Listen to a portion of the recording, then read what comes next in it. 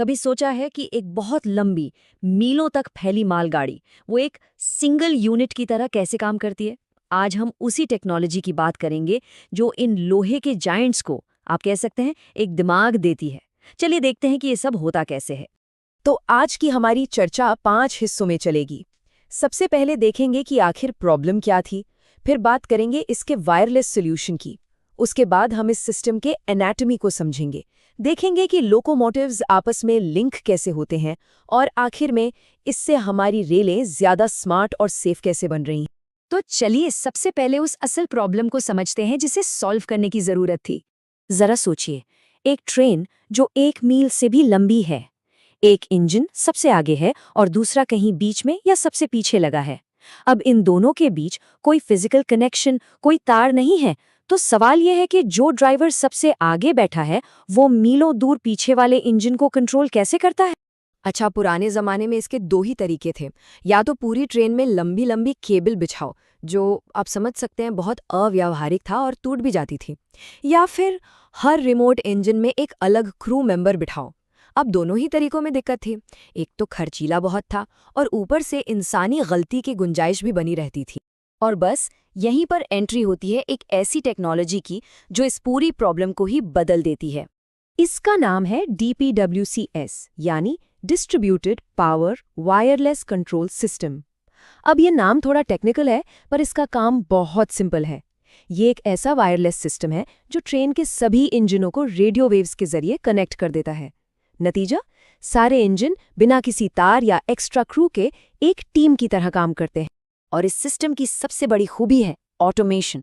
मतलब जो lead driver अपने केबिन में करता है, चाहे वो स्पीड बढ़ाना हो, घटाना हो या ब्रेक लगाना हो, वो कमांड बिना किसी देरी के एकदम सटीक तरीके से पीछे वाले इंजनों तक पहुंचता है और बस अपने आप एग्जीक्यूट हो जाता है। कोई इंसान बीच में है ही नहीं। तो ठीक है, अभी काम कैसे करता है? चलिए जरा इस सिस्टम के अंदर झांक कर देखते हैं कि इसके पुर्जे क्या हैं। मोटे तौर पर इसके 5 मेन कंपोनेंट्स हैं। सबसे पहले है CCU, जिसे हम इस सिस्टम का दिमाग कह सकते हैं। फिर है DDU, जो ड्राइवर का कॉकपिट डैशबोर्ड है। इसके बाद आता है BIU, यानी ब्रेक कंट्रोलर। फिर है TRU, जो असल में कम्युनिकेटर है, संदेश भेजता और रिसीव करता है। और आखिर में है सेंसर्स और एंटेना, जो इस सिस्टम की आंखें और कान हैं। तो यहाँ देखिए, ये जो CCU है, यही वो दिमाग है जो सारा डेटा प्रोसेस करता है। ये लीड इंजन से कमांड लेता है और रिमोट इंजन को निर्देश भेजता है।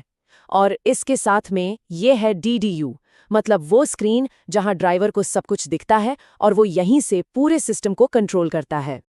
अब देखिए, ट्रेन में सेफ्टी से बढ़कर कुछ नहीं होता और BIU इसी का ख्याल रखता है। ये बहुत ज़रूरी हिस्सा है। जब लीड ड्राइवर ब्रेक अप्लाई करता है तो BIU ये सेंस करता है कि कितना प्रेशर लगाया गया है। फिर ये वायरलेस तरीके से रिमोट इंजन को कमांड भेजता है कि वो भी ठीक उतना ही ब्रेक प्रेशर लगाए। इससे होता यह है कि पूरी की पूरी ट्रेन एक साथ बहुत स्मूथली और असरदार तरीके से रुकती है। अच्छा, तो ये सारे इंजन आपस में जुड़ते कैसे हैं? ये जो प्रोसेस है, इसे एक तरह का डिजिटल हैंडशेक समझिए। चलिए देखते हैं कि ये हैंडशेक होता कैसे है। ये पूरा प्रोसेस 3 बहुत ही आसान स्टेप्स में होता है। सबसे पहला स्टेप है लॉगिन, जिसमें ऑपरेटर अपनी पहचान कंफर्म करता है। दूसरा है कॉन्फ़िगरेशन, जहां सिस्टम को बताया जाता है कि भाई कौन सा इंजन लीड है और कौन सा रिमोट। और तीसरा और सबसे ज़रूरी स्टेप है ग्रुपिंग, जहां एक टेस्ट करके ये पक्का किया जाता है कि सारे लोकोमोटिव वाकई एक ही ट्रेन से फिजिकली जुड़े हुए हैं। ये देखिए, ये है इसकी असली कॉन्फ़िगरेशन स्क्रीन। यहीं पर ऑपरेटर सारी जानकारी डालता है, जैसे लीड लोको का नंबर क्या है, रिमोट लोको कौन सा है, उनके बीच कितने वैगन हैं। काफ़ी स्ट्रेट फॉरवर्ड प्रोसेस है। और ये है वो डिजिटल हैंडशेक वाला सबसे critical step, BP continuity check.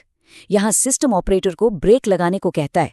फिर सिस्टम चेक करता है कि जो प्रेशर में गिरावट लीड इंजन में हुई है, क्या वैसी ही गिरावट रिमोट इंजन में भी हुई है। अगर जवाब हाँ है तो मतलब कनेक्शन पक्का है, दोनों एक ही ट्रेन का हिस्सा हैं। ये कमाल का तरीका है एक फिजिकल टेस्ट को डिजिटली वेरीफाई करने का। और जैसे ही ये हैंडशेक कामयाब होता है, सामने आ जाती है ये ऑपरेशनल स्क्रीन। अब आप देख सकते हैं यहाँ लीड और रिमोट दोनों लोकोमोटिव का रियल टाइम डेटा एक साथ दिख रहा है। स्पीड, ब्रेक प्रेशर, पावर, सब कुछ। अब ये दो अलग अलग इंजन नहीं रहे, ये एक सिंगल सिंक्रोनाइज्ड यूनिट बन चुके। तो ठीक है, सिस्टम तो जुड़ गया, पर इन सबका असली फायदा क्या है? ये टेक्नोलॉजी आखिर करती क्या है? चलिए अब इस पर बात करते हैं। ये बात बहुत बहुत ज़रूरी है, क्योंकि जब दोनों लोकोमोटिव्स में ब्रेक एक साथ लगते और रिलीज होते हैं तो ट्रेन को रुकने के लिए कम दूरी लगती है, ब्रेकिंग डिस्टेंस कम हो जाता है, और ये सेफ्टी के हिसाब से एक बहुत बड़ा अपग्रेड है, खासकर जब हम इतनी भारी मालगाड़ियों की बात कर रहे हों। लेकिन रुकिए, बात सिर्फ ब्रेकिंग तक ही सीमित नहीं है। इस सिस्टम में और भी कई एडवांस्ड फीचर्स हैं। जैसे आप लीड कैब से ही रिमोट इंजन को अलग से कंट्रोल कर सकते हैं। ये सिस्टम ट्रैक के न्यूट्रल सेक्शंस को ऑटोमेटिकली मैनेज कर लेता है। अगर रिमोट इंजन में कोई इलेक्ट्रॉनिक दिक्कत आ जाए तो उसे यहीं से रीबूट भी किया जा सकता है, और किसी इमरजेंसी में एक स्विच से खराब लोकोमोटिव को तुरंत आइसोलेट भी किया जा सकता है। तो कुल मिलाकर DPWCS एक मालगाड़ी के लिए ठीक वैसा ही है जैसा हमारे शरीर के लिए हमारा नर्वस सिस्टम। एक डिजिटल नर्वस सिस्टम जो माल ढुलाई को पहले से कई ज्यादा स्मार्ट, एफिशिएंट और हाँ, सेफ बनाता है। और ये हमें एक बड़े सवाल पे लाके छोड़ता है। रेलवे की तरह ही सोचिए कितने सारे विशाल पुराने उद्योग हैं, जैसे खेती, शिपिंग या माइनिंग। वायरलेस कंट्रोल की ये ताकत उन इंडस्ट्रीज को कैसे चुपचाप बदल रही है? ये एक ऐसा सवाल है जिसका जवाब हमें आने वाले समय में और भी दिलचस्प तरीकों से मिलेगा।